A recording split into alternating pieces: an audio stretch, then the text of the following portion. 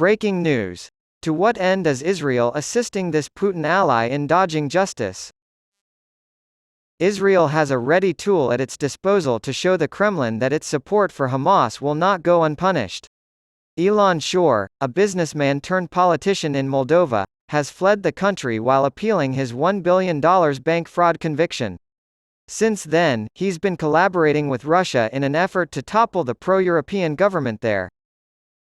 Vote manipulation attempts are serious hostile acts, but Moscow lacks the power to change outcomes, making the issue difficult to prove and primarily diplomatic for most countries that accuse Russia of interfering in their elections.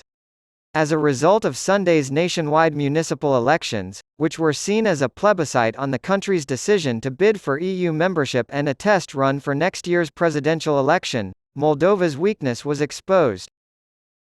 It is within Putin's sphere of influence to reassert control over Moldova, a small ex-Soviet state wedged between EU member Romania and Ukraine. Many of the city's brightest young people left after it became home to a pro-Russia separatist enclave guarded by Russian troops in the early 1990s.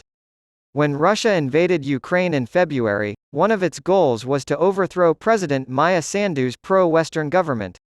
Russia cut off natural gas and power supplies to Moldova after becoming frustrated on the battlefield and angered by Sandu's decision to apply for EU membership. Because of this decision, Moldova was forced to make an abrupt transition to more expensive energy sources, and the country's economy went from expanding by 14% in the year following COVID-19 to contracting by 5% in the year following that.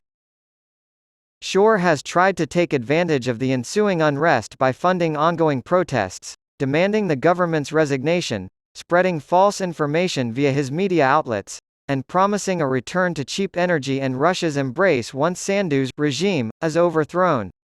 Even a coup attempt with purported Russian involvement occurred. Shore was born in Israel but later moved back to Moldova with his family and went into business with his father.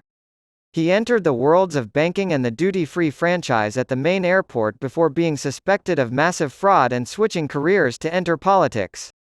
When the extent of the Socialist Party's Russian funding was revealed, the party went from being Moscow's preferred one in Moldova to being widely unpopular.